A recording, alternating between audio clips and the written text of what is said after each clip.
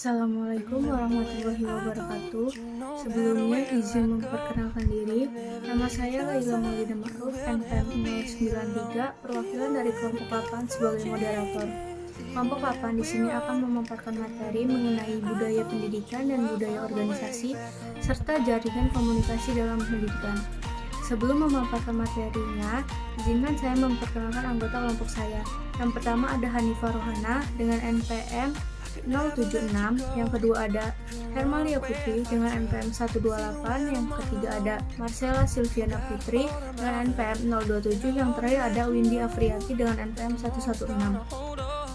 Berikut pemaparan materi dari kelompok 8. Budaya pendidikan.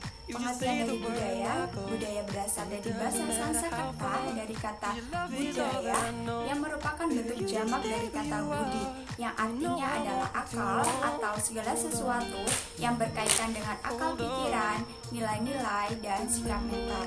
Sedangkan pengertian dari pendidikan menurut Dewe merupakan proses perwujudan diri secara utuh menyangkut aspek fisik, intelektual, moral, dan sosial. Selanjutnya, budaya pendidikan. Pengertian budaya pendidikan adalah keterpaduan nilai-nilai, keyakinan, asumsi, pemahaman, harapan, dan diyakini warga masyarakat, serta dijadikan pedoman bagi perilaku dan pemecahan masalah dalam internal dan eksternal yang mereka hadapi. Jadi ketika kita berbicara tentang budaya pendidikan, artinya adalah peraturan-peraturan yang harus kita patuhi.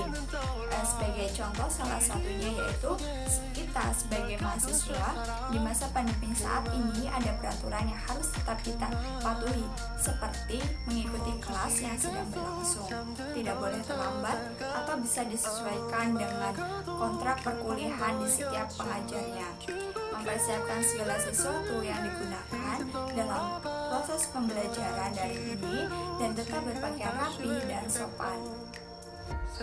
Selanjutnya yaitu budaya organisasi.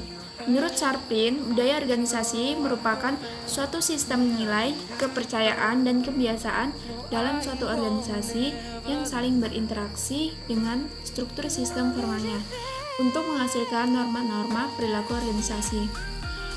Riset terbaru mengemukakan ada 7 karakteristik yang mencerminkan hakikat budaya suatu organisasi. Di antaranya, yang pertama yaitu inovasi dan pengambilan resiko. Yang kedua, perhatian kerincian. Yang ketiga, orientasi hasil. Yang keempat, orientasi orang. Yang kelima, orientasi tim. Yang keenam, keagresifan. Dan yang terakhir, kemantapan.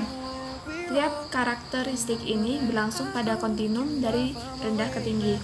Maka dengan menilai organisasi itu berdasarkan 7 karakteristik ini akan diperoleh gambaran majemuk dari budaya organisasi itu sendiri. Gambaran ini menjadi dasar untuk pemahaman bersama yang dimiliki para anggota mengenai organisasi itu, bagaimana urusan diselesaikan di dalamnya, dan perilaku apa yang seharusnya dilakukan oleh para anggotanya. Selanjutnya, berdasarkan sifatnya, budaya organisasi itu dapat dibedakan menjadi 2. Yang pertama, budaya kuat dan budaya lemah. Yang ketiga adalah jaringan komunikasi dalam pendidikan. Dalam penyampaian materi pembelajaran kepada peserta didik, ada beberapa faktor yang harus dipertimbangkan. Yang pertama adalah peserta didik, yang kedua ruang kelas, yang ketiga metode, dan yang terakhir adalah materi. Di dalam proses pembelajaran, metode pembelajaran dan komunikasi harus mendapatkan perhatian khusus agar proses pembelajaran mencapai tujuan yang telah ditetapkan. Metode pembelajaran dan komunikasi tidak selalu harus sama untuk setiap materinya.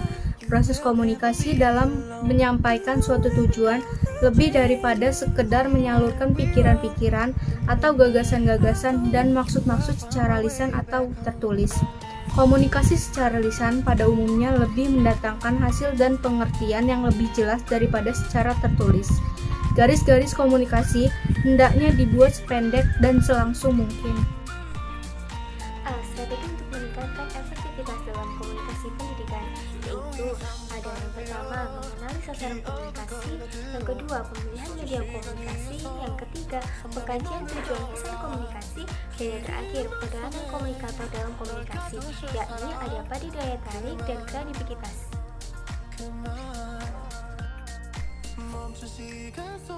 Yang selanjutnya adalah hambatan dalam komunikasi pendidikan.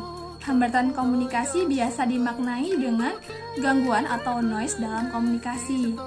Hambatan dalam komunikasi pendidikan adalah faktor yang mempengaruhi kelancaran proses belajar mengajar. Terdapat dua hambatan yang berhubungan dengan komunikasi pendidikan. Yang pertama adalah gangguan saluran atau channel noise, adalah gangguan yang berhubungan dengan fisik penyampaian pesan yang terjadi antara komunikator dan komunikan yang menggunakan saluran berupa media. Yang kedua yaitu gangguan semantik. Gangguan yang berhubungan dengan tata kebahasaan, di mana gangguan ini terjadi karena ketidaksesuaian atau kesenjangan penyampaian informasi yang disampaikan oleh komunikator kepada komunikannya.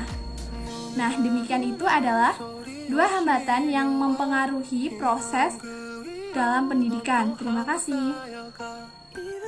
Sekian pemaparan materi dari kelompok 8. Kurang lebihnya saya mohon maaf dan kepada Allah saya mohon ampun. Saya akhiri. Wassalamualaikum warahmatullahi wabarakatuh.